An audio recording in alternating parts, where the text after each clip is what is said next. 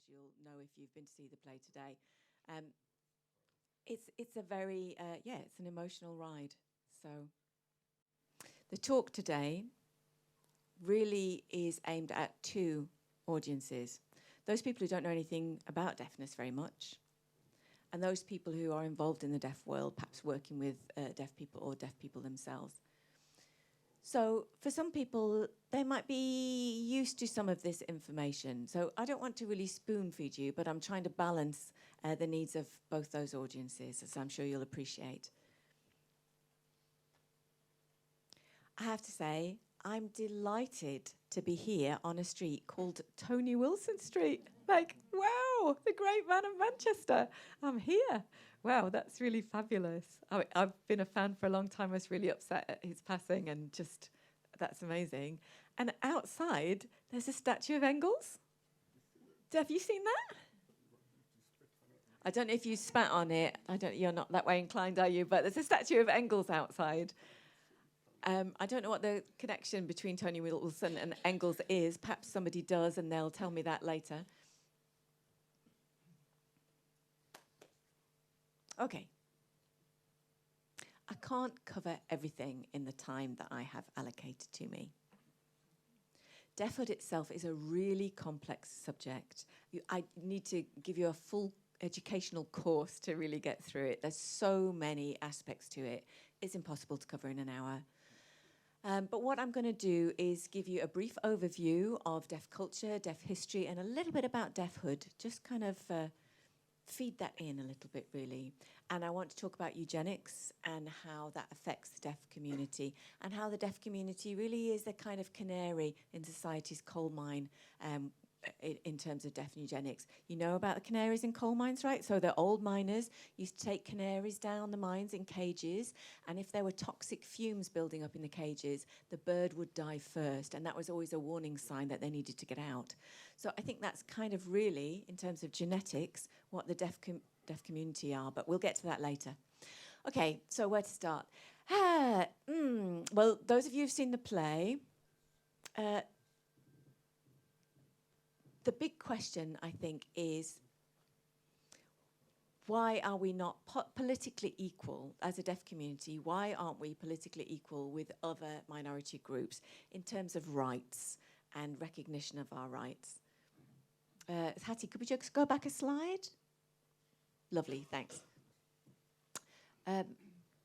Because the left and the liberals in society support all kinds of causes, all kinds of oppressed minorities, women, people who are oppressed by all kinds of things, you know.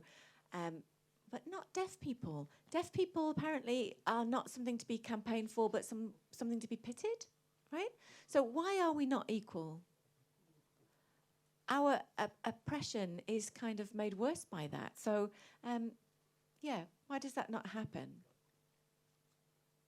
If you compare that, for example, with the transgender cause, which fantastically has gained a lot of attention in the last 5 years, get a lot of support, but deaf people just get seen not as political, but as people to help. Or we'll get an interpreter for you, or we can help you.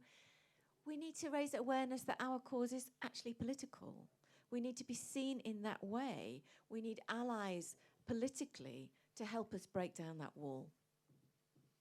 So that's the ambition. The last line there says, sign languages are green, are of nature. And I think that's because they're corporeal, they're of the body, you know. And what medicine wants to do is add things to the body, technical fixes. And, so in a way, those two philosophies are similar, aren't they? They run parallel. Oh, bless the interpreter. I finished signing and she's still going. Ah.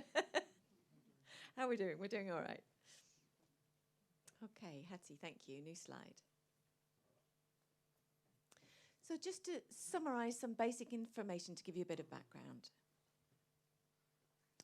Some of you in the audience may be thinking about deaf people, people who grow up as deaf people, and people who become deafened as pretty much the same thing, but they're not. Deafness the word in English, deafness, confuses those two groups. And my ambition is to separate them. So I use the term SLP, which stands for Sign Language Peoples. And you'll find sign language peoples in every country of the world. We all have our own sign languages. We're part of this community. We've been there for thousands and thousands of years. And this is the group that I'm talking about.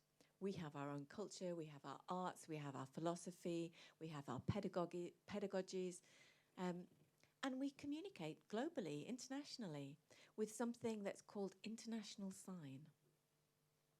So if I fly somewhere and I meet a deaf person somewhere else in the world, I'm likely to be invited to their home, I'm likely to be invited into their culture, they'll share that with me. I don't need a tour bus stopping at a particular point, everyone getting off, taking a photo of deafness in that country and getting back on and driving off again. We have automatic access because this is our culture. We share international sign. I can adjust my native sign language to their native sign language. We meet in the middle somewhere and we communicate. It's super cool. So we see ourselves as a global nation, a world community. So then we're met with hearing people who go, oh, poor you, we need help? Really? Come on. The problem really stems from this term, disabled. And we are part of the disabled group. We should be part of the disabled group. But we are also part of the linguistic minority group. We're part of both. And that's what confuses governments and other statutory bodies. You know, they like things black and white, one silo or the other silo. If you're part of both camps, it phases them completely. So we get either put in disability or we get put in language, but never the twain. And we are the fourth indigenous language of the British Isles. It's British Sign Language, that's it. So we should be regarded in that way. And that's the political struggle that we're taking on. Just checking that the interpreter doesn't need me to go back. Okay, and our community is really important. It's vital. It saves lives. And we pass our language, our knowledge, our community on from generation to generation. This is something we learn from each other. It's how we survive. It's how we develop our identity. Those people who grew up in that society, they get that. I wasn't one of them. I went to mainstream school and didn't learn to sign until I was 22. When I became a member of the deaf community, I was like, wow, this is it, I'm home. This is where I should be. But it took me all that time to reach my identity. I was seen as what's known as an oral success. I mean, really. It's a very dangerous phrase, that, an oral success. I got patted on my head by the teachers. I got told I was following the speech very well. My parents were told I was very successful. I was puppeted, basically. I mean, that's really what that was. And you'll see more of that later as we go through the presentation.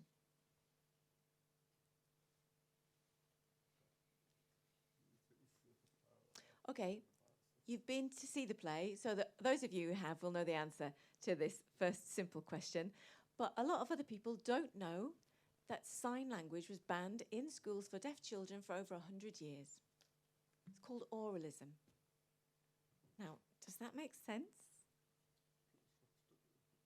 I used to teach deaf studies at the university, and people used to ask me, why did oralism ban sign language? You know, and I've read lots of books, I've studied deaf studies, I still can't answer that question. I don't know. You know, it's like if your son or daughter asks you some question that's so basic and fundamental to life and you think, I don't really know.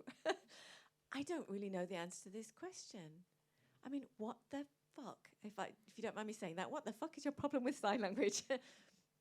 You know, lots of people grow up bilingual, they grow up in two communities. What's wrong with that? You know, why be so obsessed with speech for deaf children? Hattie, great. Okay, so we're going to go on a nice little journey. But before we go through the horrible times of banning sign language and so on, let's look at how people in the past regarded deaf people. Were we always seen in the same way? There are some nice examples. I can kind of put you in the mood with some nice positive things. Let's have a look at France, for example. In the 1779s to 1850s, approximately, we're talking about the time of the French Revolution here. Also Turkey, the Ottoman Empire. So that's about 1453 to 1919. That's a really long period of time. Are you ready for these really good examples? 1, 2, 3, Hattie, go! The Ottoman Empire was absolutely fascinating because it was a huge empire. I mean, they took over most of the world. Bigger than the British Empire, the Spanish Empire, any other empire. It was the biggest one. It was huge.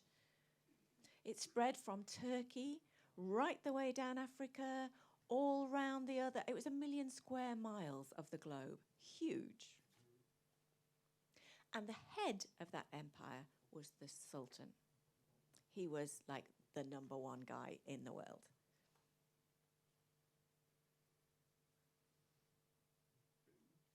Who's been to Topkapi Palace, the Sultan's Palace? Have you been in? Anyone been in? Had a little look around? Yeah? Been on the tour? Did they tell you anything about deafness when you were there? About the deaf people in the palace? Did the guides tell you anything? There you go, see? How come we're always in the rubbish bin of history? It's a beautiful palace, Topkapi Palace.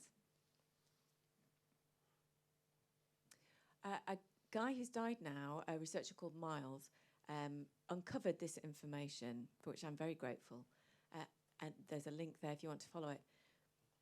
And he found that from about the 15th century to 20th century, sign language was widespread through the Ottoman court. So hearing people use sign language as well. Because sign was recognized as a really complex language, a language capable of expressing all kinds of concepts and intellectual thought. In Western Europe at that time, remember, deaf people weren't even allowed to go to school. So this is fascinating, right? So there were up to 200 deaf people in the Sultan's court, and they had a particular uniform. This was it. And I've got 2 quotes here from people who visited the Ottoman court.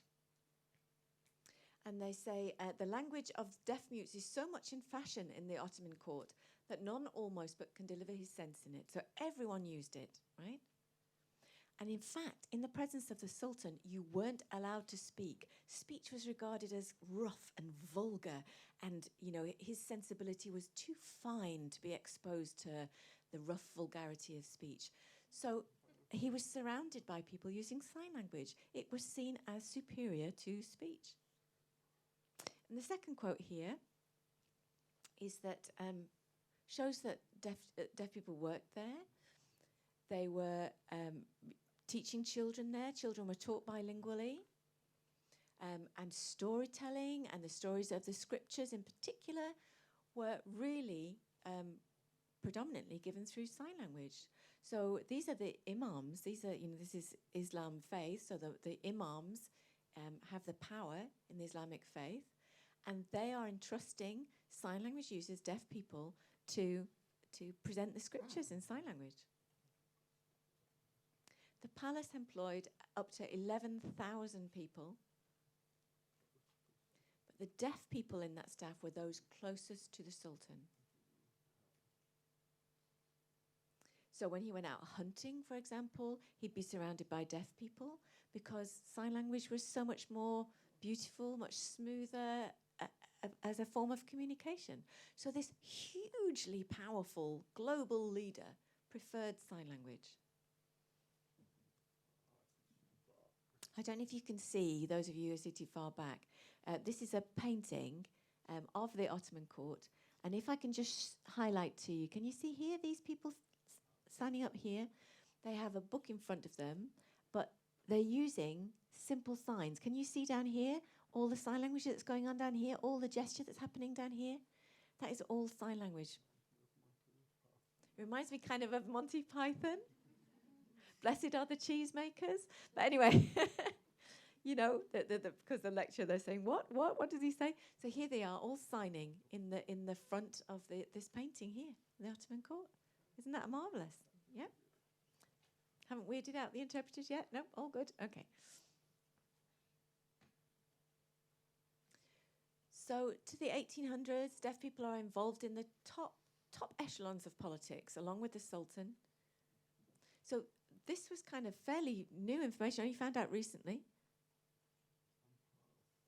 that as the empire faded and collapsed, there remained 4 deaf members in the council. And they describe a lot of the signs that were used by the cabinet ministers, particular signs for particular purposes, really fabulous. And it suggests that after the collapse of the empire, a lot of that sign language fed into what we now understand as Turkish Sign Language. And there are still deaf people working in the Turkish parliament, not at such high level as previous days, but they do still work there.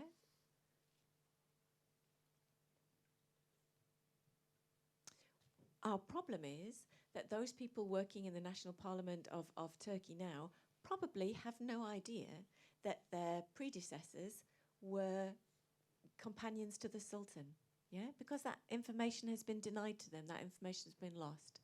And the power of that information has been denied to them, you know? And that's the problem, this hidden history of ours. So I presume more and more and more of this is going to be discovered, and Turkish people in coming years will find out more about their history. So, on to the French. Hang on, Hattie. Right. I could talk about the French for hours and hours and hours. There's so much to talk about, particularly at the time of the French Revolution. It's a real moment in deaf history.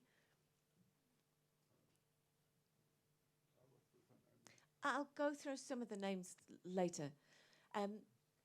So the school Saint-Jacques in Paris was set up in the 1700s. And the king and everyone visited, the Pope even visited the school. The kings of Russia and Austria came to see how deaf children were being taught and then took that knowledge back to their own countries. But the problem came when the government stopped funding the school because of the political turmoil, and the school went into financial decline. So the Abbé de l'Épée, who had been running the school for some time, was beginning to run out of funds. So hold that in mind. And let's now talk about Paris. Paris at that time was the center of the world for philosophy, for all fine things. Everything came through Paris. You know, like Paris fashion nowadays, right? Paris fashion. It's known as a center of fashion. At that time, it was known as a center of philosophy, of great ideas. And deaf people were in the middle of that. So at the time, they were debating things like, what is the difference between man and animal? Man can speak, animal can't speak, but where do deaf people fit? Deaf people use sign language. That is a language. Okay, so that's interesting. So they were debating these kind of ideas. Another one was, if the world had one language, if everyone had one language, would we then achieve peace? And if there were to be one universal language, which language would it be? Sign language, right? The obvious answer. So there was a lot of interest philosophically in sign language, just as an entity.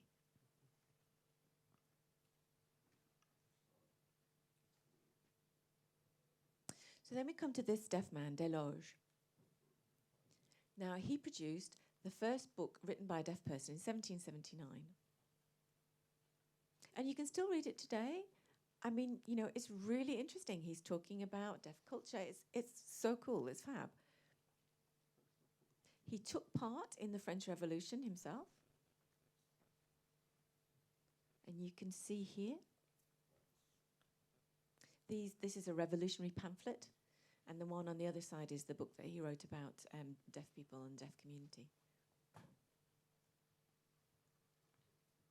Then we have Monsieur, Jean Monsieur. He was obsessed with watches, and so his sign name is the fob watch that he drew from his pocket. But he moved to Paris in 1791. And that was at a time when, as I've mentioned before, the school was in some kind of financial decline. The revolution was swinging, and, you know, he approached some of the leading revolutionaries and said, look, there is this thing. There's this school in Paris. It's a real asset to Paris. You know, the kings, you've beheaded the king because you want everyone to be equal. That's the ambition of the revolution. But you're not treating deaf people as equal. So how about some funding for the school? How about some recognition for the school?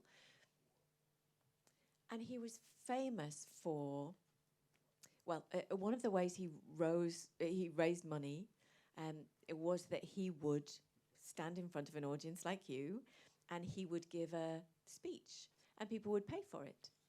And at the end, they would pose questions to him, and he was famous for his answers. He was really, really good at it.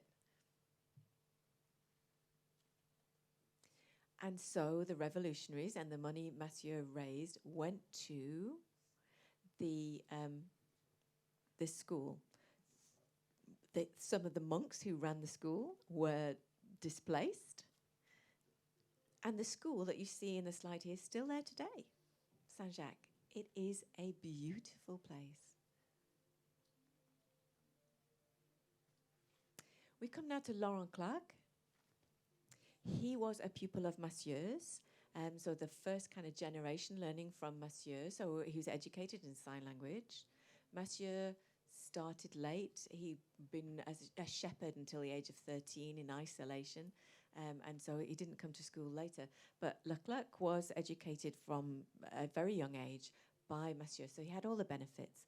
And it was him that went to America in 1700 and the 1800s and founded education for deaf people in America.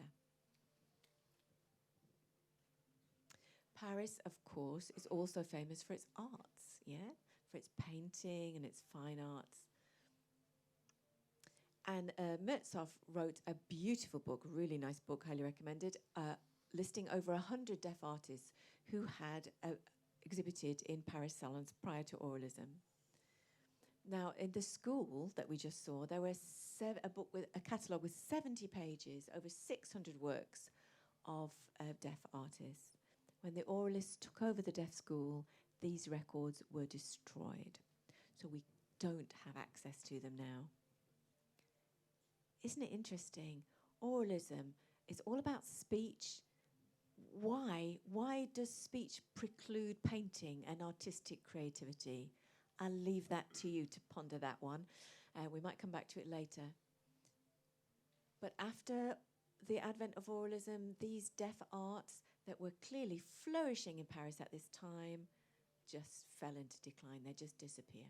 You get the occasional artist, deaf theatre like we have today, but nothing like the 600 catalogued artists. So this is a form of oppression, isn't it? The oppression of creativity.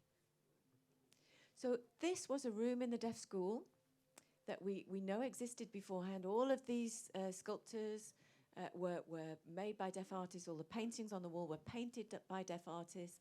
The deaf children in the school could take inspiration from the ability of other deaf people in their community. So this is what we lost with oralism. All this went into the basement, then it got thrown away. It's no longer accessible to us. It's all been destroyed.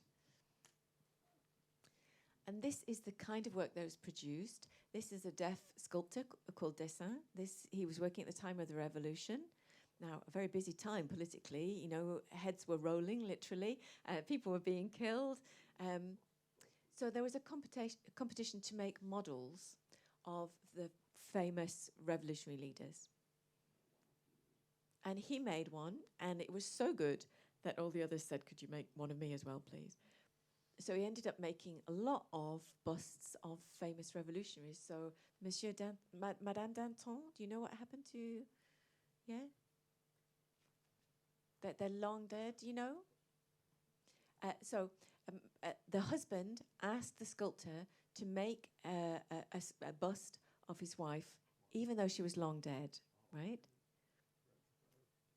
So what they did was they went to the grave, they opened the coffin, they made what's called a death mask, like a plaster mask, and then he worked from that to make this bust of Madame Danton. And this last one, I think, is really interesting because he made a bust of the Turkish ambassador. Now, there's got to be some kind of story behind that, right? There must have been. Did the Turkish ambassador sign? Fascinating. So these are deaf people. We have evidence that deaf people were at the center of the French Revolution, right? Because the revolutionaries recognized that deaf people also needed their freedom. It was part of that philosophy, yeah?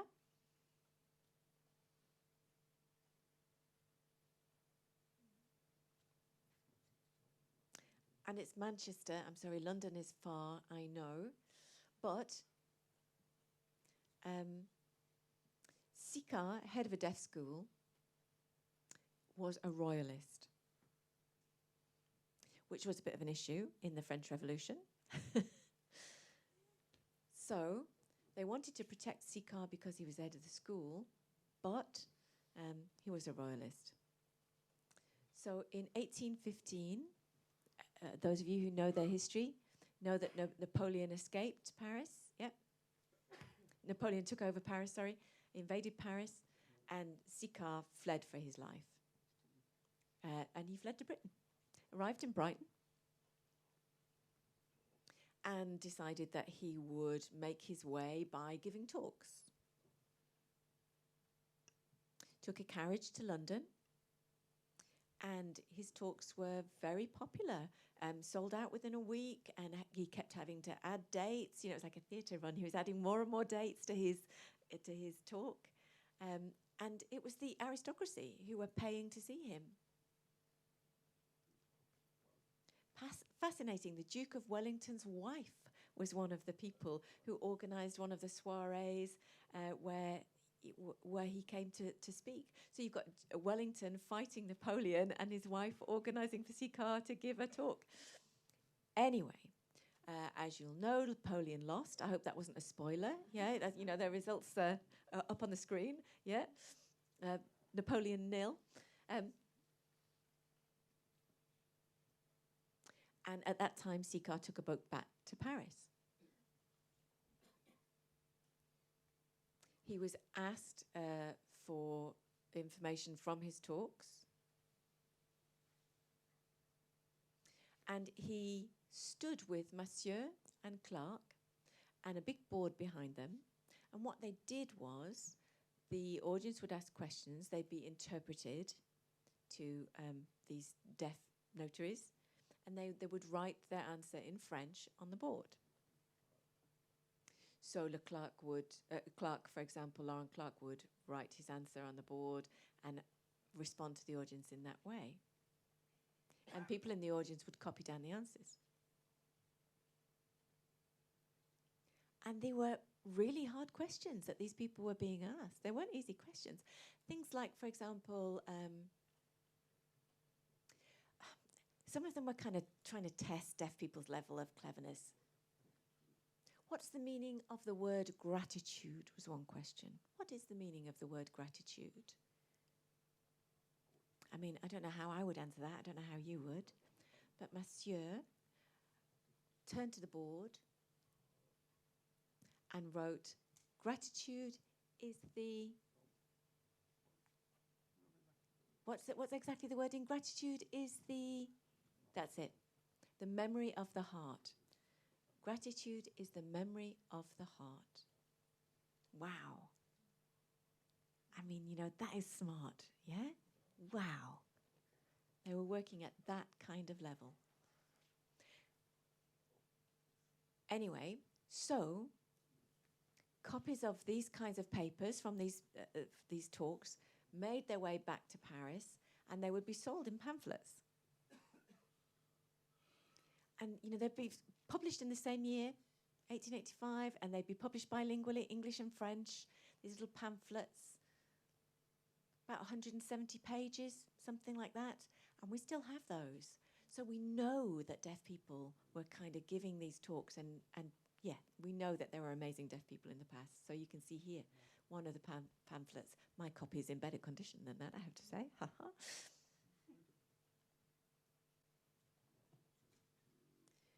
We're jumping now to the 1830s.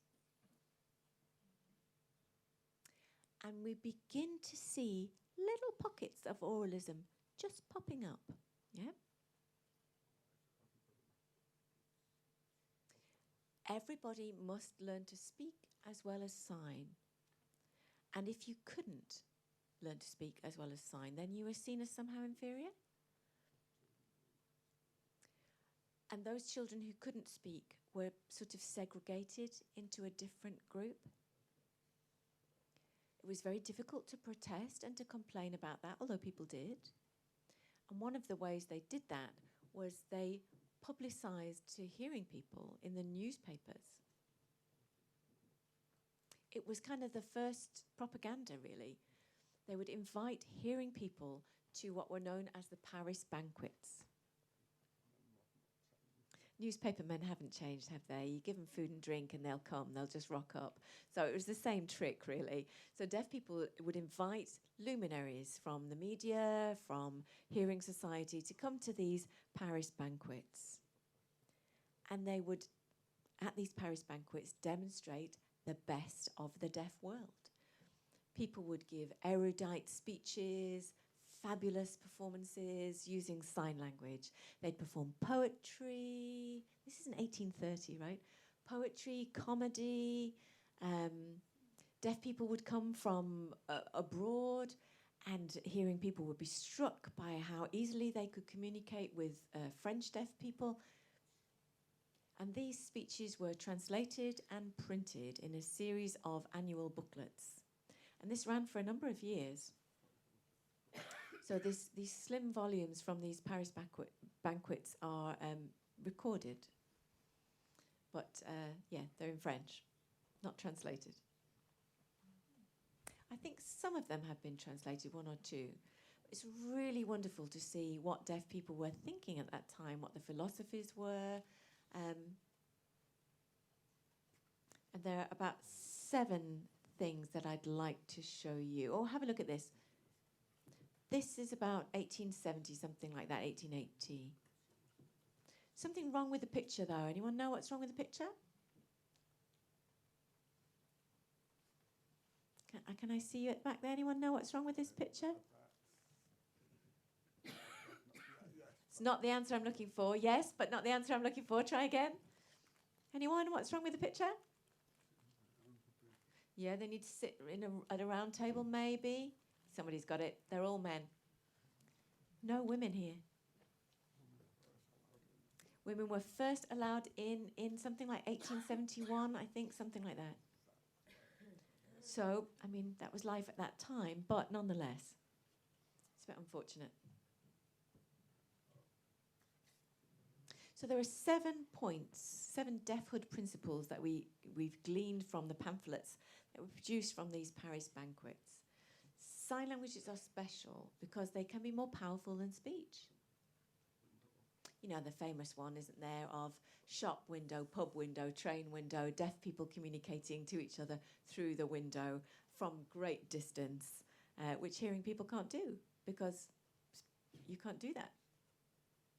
I mean, hearing people might have beautiful singing voices, all the rest of it, but try communicating through a window or from some distance, and they can't do it. So both sides have advantages, I suppose. But second principle is that sign language is special because it can create international sign, which is global communication. And that leads on to the third point, which is that deaf people are really the world's first truly global citizens. You know, it doesn't matter which country we come from. There's global unity, even Wales. So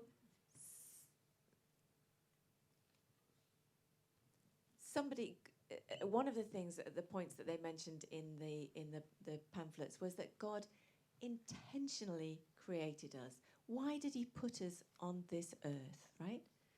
Are we here to show a different form of communication, to show these skills and qualities? Now, remember, at this time, people were traveling the world. They were speaking other languages. The idea from the Paris banquets was that deaf people were here to contribute. Sign language is here to contribute. We're not just here to be helped. Oh, voiceover, you make me look so clever. Really, it's not me. It's the interpreter who's giving the talk. No, number 5. Sign languages are offered as a gift to hearing people. You know, anyone who's welcome, who wants to learn it, it's welcome to learn it. And 6, this is interesting. Remember, these are newspaper guys, these are media people writing this. Those who can't sign are really unable to use their senses. They're not complete humans. Only complete humans can really sign, use their bodies, their faces, their spirits in that way. And if you can't do that, you're somehow disabled. I'm not saying I agree with that. I'm saying these are the points gleaned from what hearing luminaries wrote as a result of the Paris banquets. All deaf people should work to help their communities grow and thrive. They should not neglect other deaf people. Not a kind of I'm all right, Jack attitude. The deaf community was seen as a really lucky place because that's where people were responsible for each other, where people helped each other, where we all looked out for each other. You know, those people who were lucky enough to go to school, because not everyone did, maybe they took information back to their tiny community of deaf people. It's really important.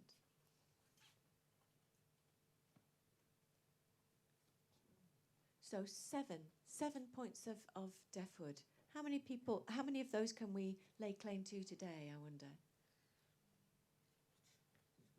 Okay, let's come to a British one, a Scottish one. There's a deaf school in Edinburgh, and this guy, Lord Seaforth, attended that school, Braidwood School, became deaf at the age of 12. He became an MP. So that means people were voting for a deaf person, right? He used fingerspelling, signing, and writing. People were voting for him. He was an MP. And then he was given the honour of becoming the governor of Barbados. They sent a deaf man overseas to be the governor of Barbados. And this is in the time of slavery, right? And at that time, if a slave owner killed a black person, one of their slaves, there was no punishment for that. It was not seen as a crime.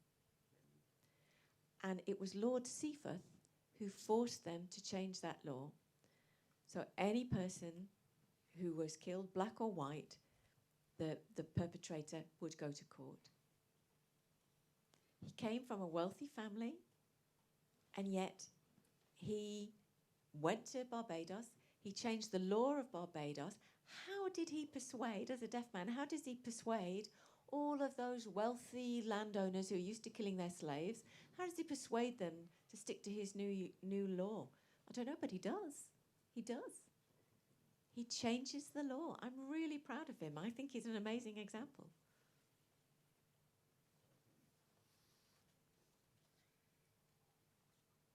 And then we're into the 19th century, and we see great developments. The proliferation of deaf schools across Europe, across America, and some of them are in beautiful buildings, really. Some of the architecture is amazing. This is Donaldson's here, and this other photograph is San Francisco. So these are beautiful, beautiful buildings, you know.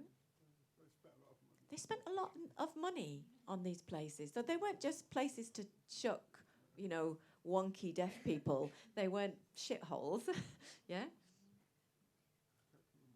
Coping with my swearing interpreter. Yes, you are. Okay, great. This was really a golden age, I think, when we look back over history. Over 24 deaf schools were set up in the USA. Many of them had deaf head teachers. 40% of teachers were deaf. I mean, remember, this is at a time when not all hearing people went to school. So deaf people were educated, they left school, they were able to read and write. So obviously they were, often they were superior to their hearing counterparts who couldn't, yeah? So we have deaf people who were editors of newspapers at that time, who worked in the printing press, who worked in publications. That was seen as a traditional trade. So we had many deaf professionals, lawyers, writers, artists, architects. I could go on. Hattie.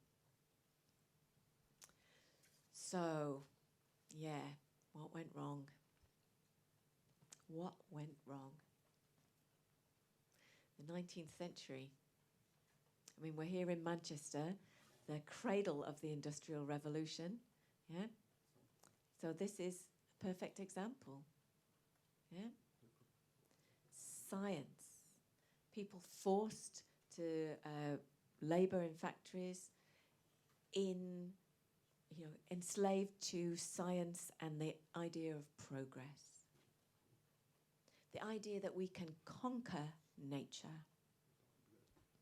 We don't live with nature, we conquer it. And the fit are the civilized, and they are superior to the savages. We get the rise of colonialism. We get, instead of trading with indigenous people, we get the conquering of indigenous people. We get the oppression of indigenous people as savages.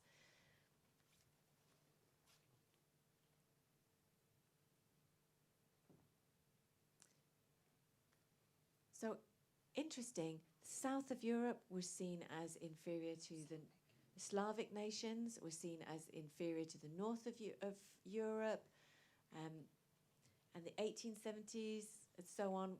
There's a lot of oppression of indigenous languages, minority languages. And we get the dominance of the languages by superior and patronizing, colonizing countries and languages. And we get the rise of this new theory, which is linked to colonialism, which is about survival of the fittest, really. Social Darwinism. Those who are weak are expendable, and the fittest survive, and they pass on, their fitness to the next generation. So you can see what happens to that beautiful, natural sign language. The philosophy in society surrounding that beautiful, natural sign language starts to turn. I'll get a drink while the interpreter's still speaking. So we're moving on to eugenics here.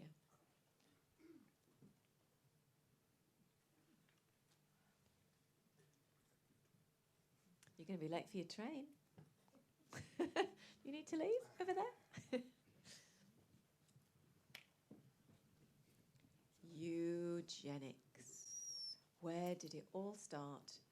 In Britain. I don't know if you've got iPlayer. I don't know if this is still on iPlayer, actually. If it is, please watch this. It was great. About 2 or 3 months ago, I think it was broadcast, and it's a fascinating programme. It really looks at the history of eugenics and the eugenic movement in the UK. It's really good. Doesn't talk much about deafness, but it's a really good overview of the history of eugenics, and really it's shameful. I'll show you some pictures. You'll see how shameful it is.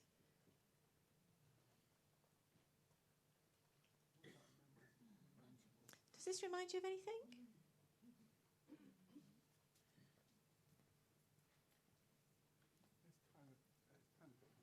There's kind of a wall in the background there, isn't there? Yeah? Yeah? So that. So this quote kind of sums it up, really. And this is from the Eugenics Record Office in America. And the idea is that why are we paying money to support insane, stupid, feeble-minded, epileptic, blind and deaf people, prisoners and paupers. This costs money. Why are we doing that?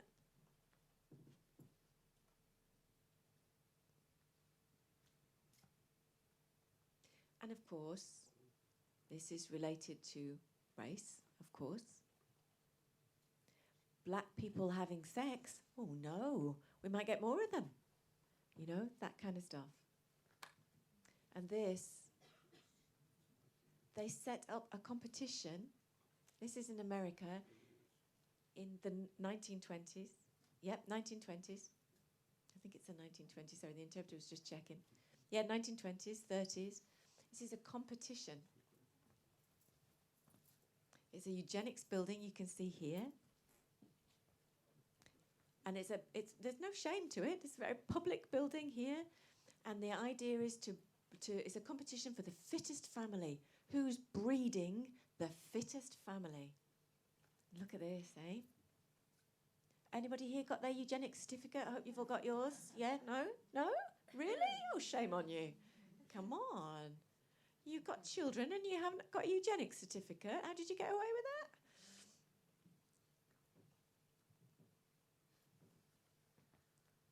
I mean, look at that. Do you understand the English? Should I sign that? Should I sign that for folks in the audience? Yeah? So you get the idea of that. Isn't this interesting? Look at this, breeding the ideal woman. This is what they thought at that time. The thin, curvy lady, a bit dodgy. We like that nice, solid lady on the other side. Good childbearing hips, don't you think? We have it the other way around nowadays, don't we?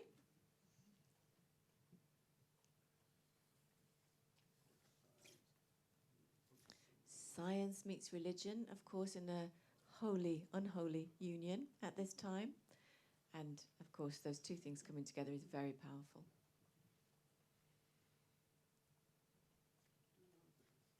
Do you know this? Do you know that this was the original aim of contraception? Was a eugenic aim? To stop the working classes breeding too many unfit children. That was the original aim of birth control. And this is, when was that? 33 states had eugenic laws. And look, this is 1973. What the fuck? WTF.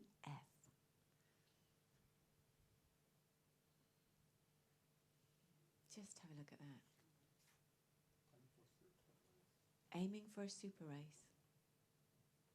Trying to eliminate anything that doesn't fit that. Anybody who is mentally ill or disabled in ways that were found unacceptable would be sterilised. And of course, it's no big leap to get to here, right? We know where we're going, we know where this is going to end. So this spreads to Scandinavia and from there to Germany through Finland, Sweden. They had eugenic laws as well. You're doing really well, Hattie, on the slides. Well anticipated. You're going to take a bow later, I hope, right? Yeah, okay, good.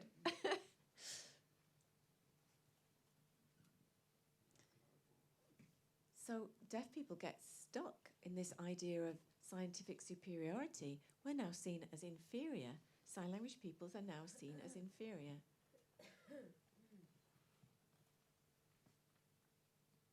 And deaf people mixing, meeting, marrying, that's something that needs to be prohibited because we need to be promoting speech and lip reading, right? And the idea is that deaf people, sign language peoples are eradicated. And then we get him. Hearing people go, oh, the great Alexander Graham Bell, what an amazing man. No, not at all. If you look at him. Does that remind you of, look at the position that he's sitting in. Anyone know the statue that's similar to? Yep, absolutely. Abraham Lincoln.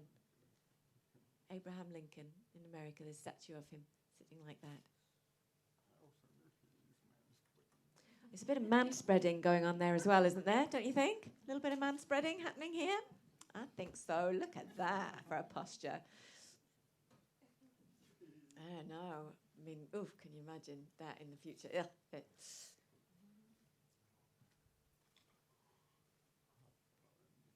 Now, at the time, there was an island just off America called Martha's Vineyard, where 1 in 4 people were deaf.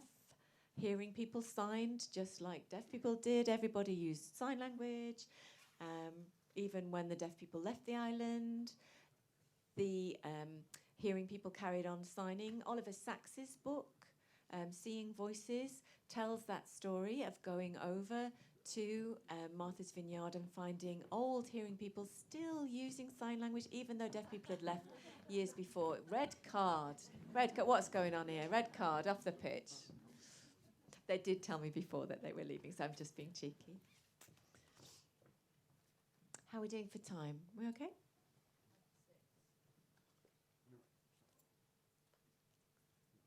Okay, yes, thank you. I probably need to speed up a little. Okay, so 1 in 4 people there could sign. Bell, I suppose he looked at that and said, it's fake news in today's parlance, right? Fake news. His fear was that if this was going to happen and more deaf people are going to be born, this kind of sign language use would take over America. And he was terrified of that prospect. And so in this article, How to Improve the Race, right, get the headline, he's talking about that.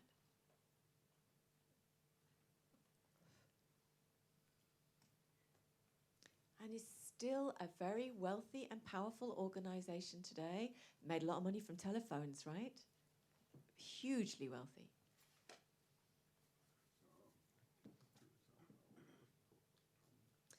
So I'm just going to give you a couple of examples of the kind of oralist thinking that was around at that time.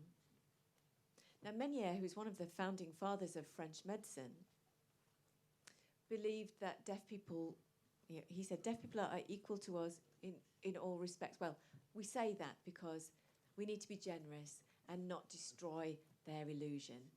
Whatever they believe, let's let them believe it. Deafness is an infirmity and we should repair it, whether the deaf person feels it's an infirmity or not. So that's interesting. The deaf believe they are our equals in all respects. Now this is, in the 1830s. They're talking about equality, social equality at that time. I mean, he takes umbrage because deaf people, how dare they believe they're equal to us hearing people? But, amazing. And then the quote beneath is from Alexander Graham Bell. We should try ourselves to forget that they are deaf. We should try to teach them to forget that they are deaf. And this is what oralism is about. It's about focusing on speech, it's about focusing on hearing and forgetting about sign language, forgetting about all of those positives that come along with sign language. And this is a kind of a definition of oralism. It's about removing anything deaf from inside the deaf child, and that's deaf identity, community, culture, history, arts, language, right? Do you know what, sorry, a bit distraction there. Do you want me to sign that again? So oralism's focus really is about looking at the deaf child. They talk about, oh yes, we're going to promote speech and we're going to promote language, but the real focus, when it comes down to it, was removing anything deaf from inside the deaf child. Now, does that philosophy remind you of anything? Have you seen this before, anyone? Seen that before? That was the philosophy of colonialism as it played out against the Native Americans. Their beautiful culture, their traditions, their clothing, their religions, their spiritual beliefs. You have to kill the Indian inside to save the man, was the American belief. Kill the Indian to save the man, turn them into a Christian, put them in a suit, make them wear a tie, send them off to white school to be taught properly, right? And that is absolutely the parallel to oralism and the deaf community. Then we get to September the 11th, 1880. Oralism by this time had been growing quite steadily, but this is the moment where it's rubber stamped. And I'm sure you know the story, especially those of you who've seen the play. There's this congress, 164 people come up from the 7 countries. They're all hearing, not even teachers, they're clergy. There's one deaf person. And the newspapers at the time, the Times newspaper reports, deafness is abolished. So how quickly does that go from Congress to newspaper headline and boom, that's it. It's an amazing PR machine, you have to give them that. You know, that's what wealth and power will get you. Few connections. But after that, deaf teachers were fired from schools. Signing was physically and psychically punished. Well, see the play. And so oralists set themselves up as scientific experts in the area of deafness, and the public believed them. You know, the public, we still believe it today, don't we? Doctor knows best, you know, hearing or deaf. If you go to your GP, or he's a scientist, the doctor knows best, right? The missioner knows best, the solicitor knows best. We're kind of brainwashed into that way of thinking, and we bow to it. And that's what people did with oralism. So deaf people didn't just give up in 1880. There was some kind of rebellion that went on for at least the next 20 years. All sorts of organisations were set up, the NAD, the BDDA, now the BDA.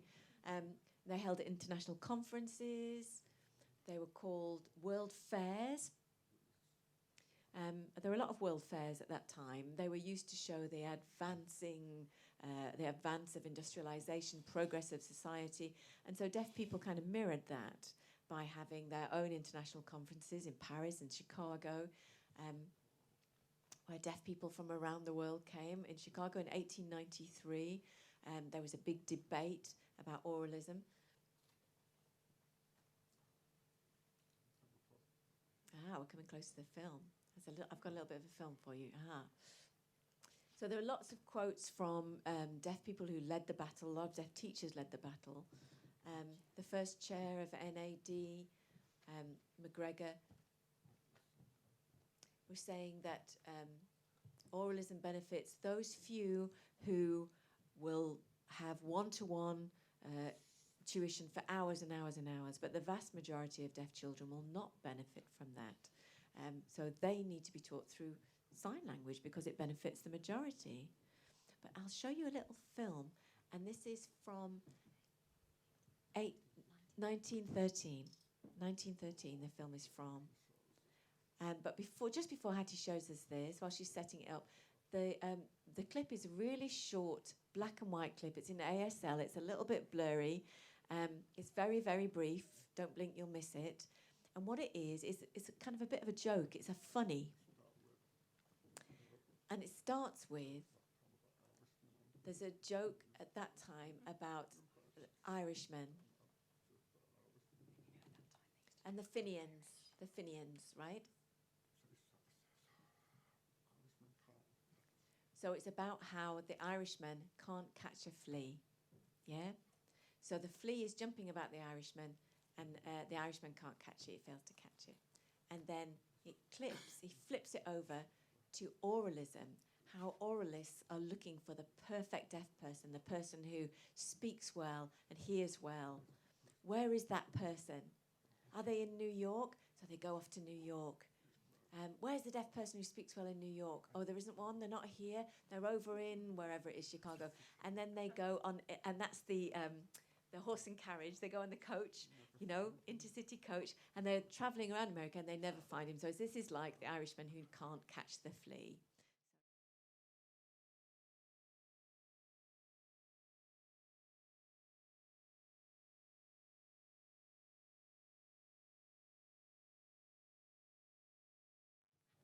Okay, we can't do it right now, but may be able to get it at the end. So if I whiz through this bit, I want to allow kind of 10 minutes for questions at the end. So if I move through this bit,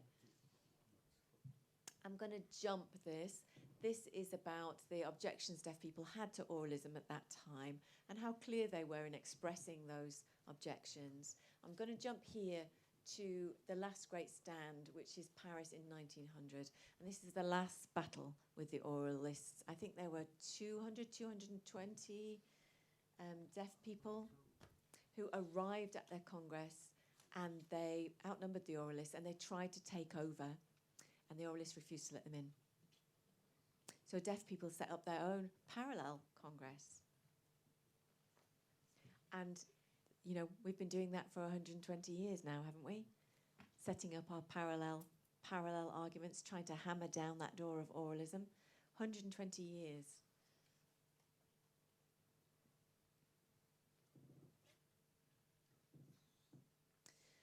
So after that last great stand, there's a real decline. There are the last two heads of schools were in the UK in Leeds and Swansea in the 1920s. And then after that, it's just oralism all the way. Is Rach here? Rach, are you here? Yep, yep. So you can see the schools here. This is for you, Rich. One or two schools had deaf teachers who fought hard for their children. Boston Spa was one of them. A deaf teacher who arrived in 1891 and worked there until 1948. And when he died, sadly. So 57 years he fought that battle, defending deaf kids in the school, fighting the oralists who were running the school. And this book here, Deafness of the Mind, which is written by Kevin Fitzgerald, who's based in Manchester, who I was hoping would be able to come today. But oh, there are family members in? Ah, there you are. Whoa, fantastic. You're his granddaughter, is that right? Yeah? Wonderful. Lovely to see you here. Thank you very much for coming today. I wasn't sure if you were in the audience. I wanted to, if Kevin was going to be here, I wanted to surprise him. Is he 75? 85? 84. Your granddad. So I recommend you buy this book. It's fab. And it's beautifully written, really beautifully written. And it's so clear about life and what it was like in Boston Spa, and it talks in particular about this guy whose sign name was Caproni and how he really stood by his pupils, how he protected the children there. It's a fabulous story, beautifully told. So I really recommend this book. Buy the book. Contact Kevin. I'm sure you can get him on Google or whatever. Yeah, it's great. It's really good. So oralism becomes the powerful engine. It takes over. It strengthens its grip all through the 20th century. And then you get oralist controlled teacher training. All the schools are controlled by oralists. Deaf identity. You know, deaf people are divided, deaf and hard of hearing. You know, there's this kind of divide and conquer mentality. You get hearing aids, radio aids. You know, technology helps this separation between deaf and hard of hearing children who all used to be at school together, all using sign language. They're now separated into these different groups, called different things, and then eventually we get mainstreaming and the medical model that we know today. And you get what are called oralist successes. And oralist successes are usually children who are hard of hearing. They pretend that they're profoundly deaf, and they get them to parrot words. And then they say, oh, that's beautiful, that's wonderful, well-spoken, isn't he marvellous? Isn't he marvellous? It's lies. It's all lies. But the audience, the hearing audience, they know no better. They go, oh, isn't that fantastic? Look, they've helped that little deaf kid, isn't it amazing? It's a powerful message.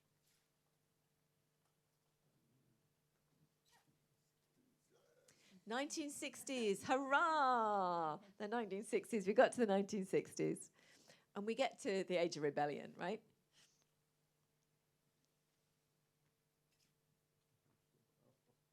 Eventually, the age of rebellion makes its way through to the deaf.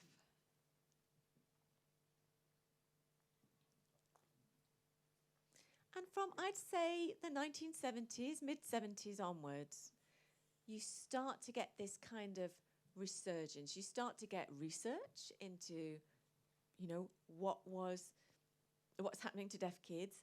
So you get evidence from Conran that deaf school leavers have a reading age of 8 3/4. They can't read the Sun newspaper. They can't speak well enough. They can't lip read better than hearing people. This is really helpful to us. This is really useful evidence. And we start to get the establishment of sign language classes. We start to get the establishment of interpreter training, even in universities. We start to get deaf studies. Linguists are looking at sign languages. Governments begin to recognize sign languages. We get campaigns. We get deaf educators returning to deaf schools. Yeah? So we're a oppressed minority. We're beginning to get freedom. You know, it's like the green agenda, the environment agenda. It's interesting, isn't it, how these things go hand in hand? You know, how the world turns, yeah? You get that freedom at the beginning. You get through that period of oppression of both nature and deaf people. And then, you know, I don't know, something blows in the wind, the world turns, and we're back full circle. So in 1951, 133 countries came to the World Federation of the Deaf Congress, and we get this kind of recognition of sign language. They passed resolutions on sign language and the recognition of sign language, and from that, there's an artistic resurgence. When I was first in the deaf world, nobody knew anything about their history. We were a community that had forgotten its history. We didn't have a consciousness. And so we become conscious again. We find our histories. Our idea of culture re-emerges. We find our arts. There's an explosion of TV, film, theatre, poetry, song, cabaret, humour, whatever. And the first sign language poet who I'd like to pay tribute to. Do I have time? Do we have time? I don't think we can show it. If we have enough time at the end, you can have a look at a little bit of Dot Miles.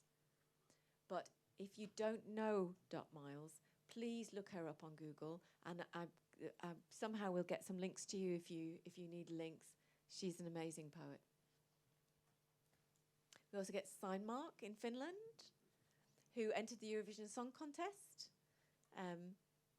They got through to the last final two, and I think they lost by 48%, 52%, something like that.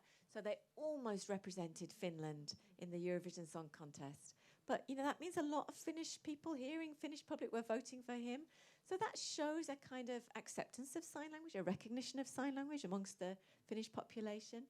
And, oh, yeah, I love this man, Rob Roy. Don't have time to show it, I'm afraid, but... I don't think we have time, Hattie. We don't have time. You all know John Smith, right? Oh, we want to show you Queen Forever. There's so much stuff we want to show you. She's great. Look her up.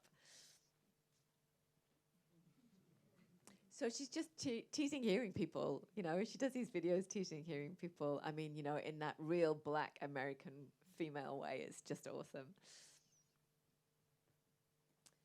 And this, if you haven't seen that, you seen it? You seen it? Yeah, fabulous.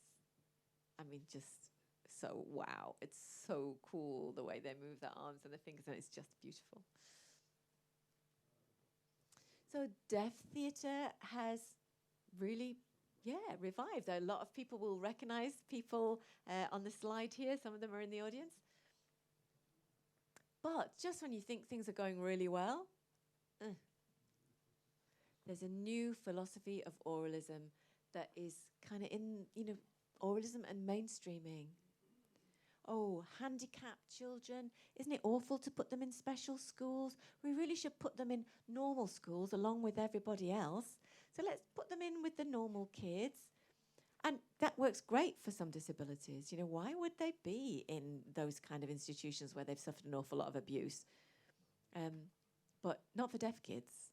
Deaf kids are really often lost, and 95% of deaf children are now hidden away in mainstream schools. And it was a deliberate policy. It was an absolutely deliberate policy. I think I've got time for this little story. Let me just quickly tell you this. So this is in the 1980s, yeah? How to tell it? I had to meet someone who was the head of a teacher training college, Oralists. And I was doing this in relation to a TV project. And I've been known at that time as a protester. You know, I'd been out on the picket lines. And for this, I was putting on a different hat, my media hat. And I had to go in and meet this person. I went into their office. I hadn't even yet said good morning. And the person said to me, "Ha ha, you've lost now." We looked at each other and went, "Good morning? Ha ha, you've lost now? What are you saying?" And they said, "Oh, next year we're going to pass a law and we're going to put deaf children where you will never find them." And I quote that word for word. The oralist saying next year. And what happened that very next year? Do you know? After they said that? Yep. Parliament passed the Education Act that led to mainstreaming. And that is an exact quote. So that level of cynicism, that level of sadism from the people at the top. They consciously saying, "We're hiding deaf people from you." And I would swear that on a Bible that took place. So deaf mental health is an issue, as I'm sure you all know. Less so for those people who are born deaf, have more than double the rates of issues with mental health than hearing people. And I'm sure those of you who've seen the play will be aware of that. I don't want to go into this too deeply, but just to give you a kind of overview, I know this is a controversial topic, but cochlear implantation has been seen as the solution in our day, has it not? And there's been a lot of protesting against cochlear implantation. It's seen as the solution to deafness. And are we beginning to accept that now? If you don't accept cochlear implantation, what does that make you? You know, so if cochlear implantation was given as an enhanced hearing aid, and we were also given access to sign language and deaf culture, that would be one thing. But cochlear implantation is used to replace sign language and deaf culture, to peddle the misplaced belief that deaf people with cochlear implants, deaf kids with cochlear implants, are going to grow up to be hearing. And it's just not true. They don't happily fit in to the hearing world. They don't always become like hearing people. They become hard of hearing. They grow up as hard of hearing people, and they don't know which world they belong to. And it's a huge area that needs more research, but of course that's not very well funded. And this is just glossed over, isn't it? It's seen as the perfect cure. Oh, you know, that moment of switch on that you see on YouTube, all those lovely moments where people go like, "Oh, really? Fuck, come on." You know, what are they playing at? So, time. The concept of deafhood, looking back historically, is part of that process of arriving at deafhood. It's part of understanding who we are and where we come from. If we don't look back, we don't have a sense of ourselves, we can't have a sense of deafhood. Deafhood is about reclaiming ourselves, reopening ourselves to the deaf experience. And so there are lots of workshops, there are courses, there are all kinds of things that you can go on to look at what deafhood is, regaining our pride, regaining our sense of deafhood, regaining our sense of self. And that's the ambition of this concept of deafhood. It's a bit like feminism. I suppose that's a parallel, you know. that you look back at history, you look back at how women have been treated in history, and you get different lenses. You look at yourself and your life through a different perspective. You know, oh, I never really thought that was a feminist issue.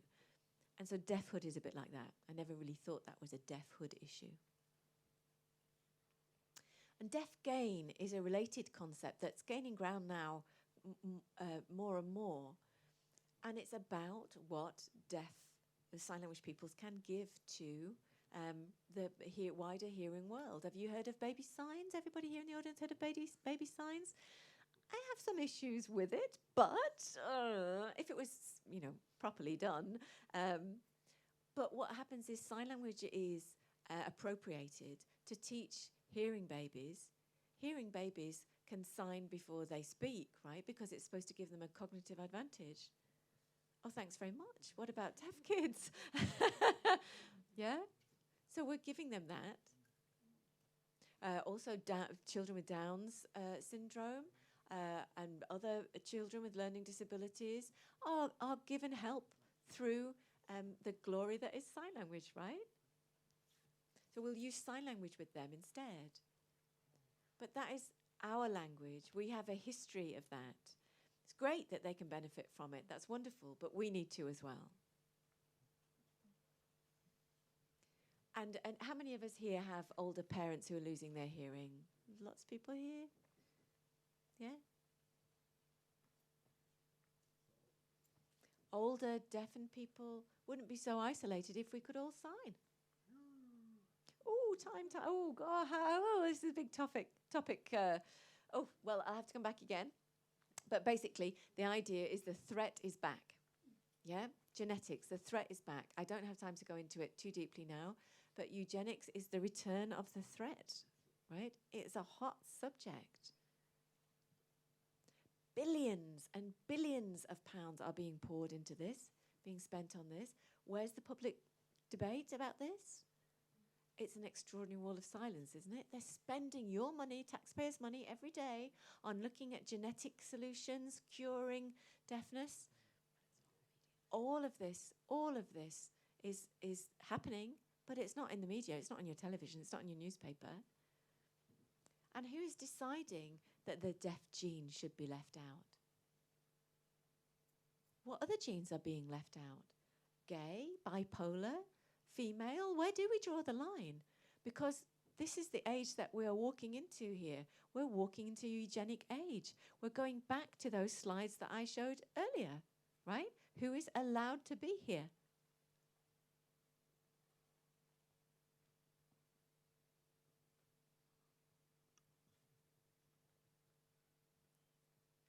So the dream of oralism was to wipe out deaf people. You know, oralism was a final solution. It's our job and it's your job to talk to your friends, talk to your family, talk to anybody you meet, and change their minds. Change their minds. Tell them about the positives that sign language peoples bring. Become an ally, because we are facing quite strong competition in this eugenic age.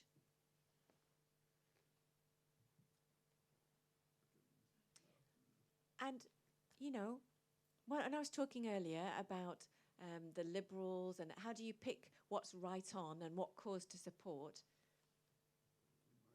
let me just remind you what we said earlier, that often the political left and the liberal political opinion doesn't really look to deaf people as a political cause, doesn't look to sign language peoples as a political minority to be supported. And we need to change that. And you can help, yeah? Yes. Let's do that. Okay? And finally, if you'd like copies of these slides, I'm very happy to send them to you. Please contact me at that address. On the right-hand side of the screen, you'll see my first book, Understanding Deaf Culture. And this is a picture of Alexandra. So deaf wisdom is in the Palace of Alexandra, the Palace of Wisdom, place where all the books are kept. And I think that brings us to my 2 new books, which are out there. If you would like to buy them, I'll be selling them to you. Thank you very, very much. Thank you all for being here today. Thank you.